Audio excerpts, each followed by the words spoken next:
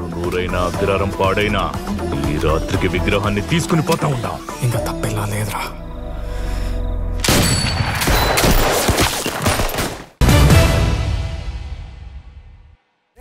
కొట్టుకోద్దన్నా, ఏమైనా ఉంటే కూర్చొని మాట్లాడండి. కూర్చొని మాట్లాడుకున్నప్పుడు వచ్చింది గొడవ అంతా.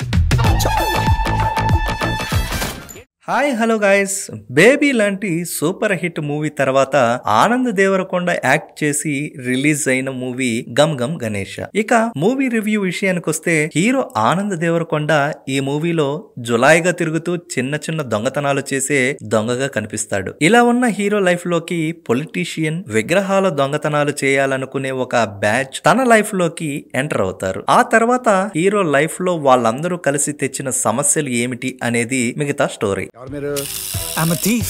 దొంగతనాలు చేస్తుంటా. నాకు నీలవేణి అనే పేరు చాలా ఇష్టం, అందుకనే నీలవేణి అని టాటూ వేయించుకున్నా.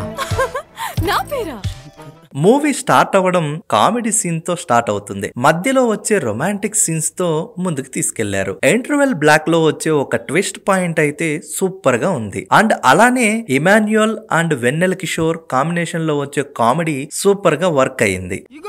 3 లెక్క పెట్టేలోగా వచ్చారా? సరే సరే, 1 3.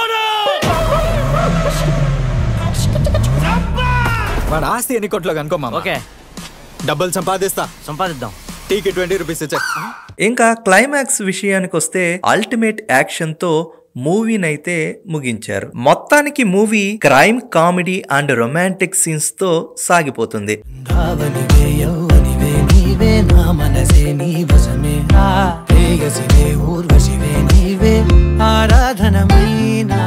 యాక్టర్స్ పర్ఫార్మెన్స్ విషయానికి వస్తే, ఆనంద్ దేవరకొండ మూవీలో తనకిచ్చిన క్యారెక్టర్ ని ఈజీగా ఫుల్ ఆఫ్ చేశారు. హీరోయిన్ గా చేసిన ప్రగతి శ్రీవాస్తవ తన రోల్ కి న్యాయం చేశారు. ఇక సపోర్టింగ్ క్యారెక్టర్స్ లో ఇమాన్యుయల్, వెన్నెల కిషోర్, సత్యం రాజేష్ తదితరులు వాళ్ళకిచ్చిన రోల్స్ లో బాగానే యాక్టింగ్ చేశారు.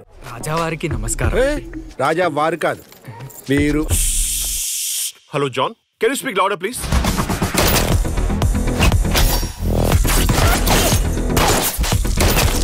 ఒక్కో ఫోటోకి ఎంత సార్?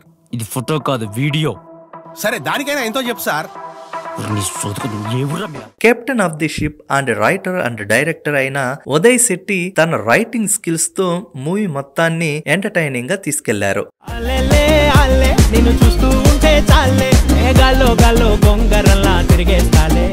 అలానే విశ్వక్సేన్ యాక్టింగ్ చేసి రిలీజ్ అయిన మూవీ గ్యాంగ్స్ ఆఫ్ గోదావరి. ఇక మూవీ రివ్యూ విషయానికి వచ్చేస్తే, విశ్వక్సేన్ ఈ మూవీలో లంకరత్న క్యారెక్టర్ లో కనిపించాడు. 1990లో రాజమండ్రి పరిసర ప్రాంతాల్లో జరిగిన కథాంశంతో రూపొందిన మూవీయే గ్యాంగ్స్ ఆఫ్ గోదావరి.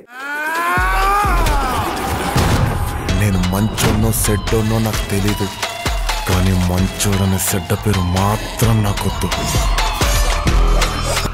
ఇక సినిమా కథ విషయానికి వస్తే, సాధారణమైన వ్యక్తిగా ఉన్న రత్న ఎంతో కష్టపడి పొలిటీషియన్ టైగర్ రత్నగా ఎలా ఎదిగాడు, ఆ ఊరిలో తను చెప్పిందే జరుగుతుంది. ఓటర్లను తన దగ్గర ఉన్న నోట్లతో కొనేస్తాడు. ఈ మధ్యలో లవ్ స్టోరీ కూడా నడుస్తుంది. సామాన్యుడిగా ఉన్న రత్న రాజకీయ నాయకుడిగా ఎలా ఎదిగాడు, రత్నని చంపాలనుకున్న వాళ్ళని ఏం చేశాడు అనేది మిగతా స్టోరీ.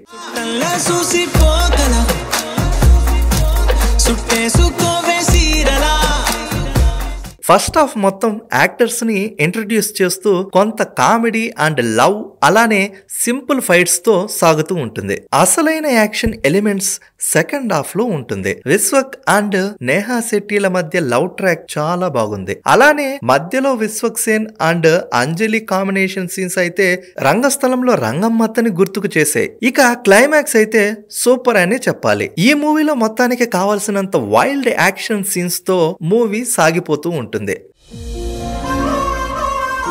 దాన్ని లాట్టుకుంటే కందిపోయిందనుకో, వదిలేపోయావు మరి.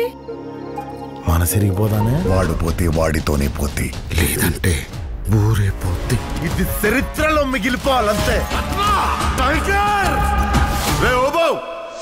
షికారైపోయింది, బండి.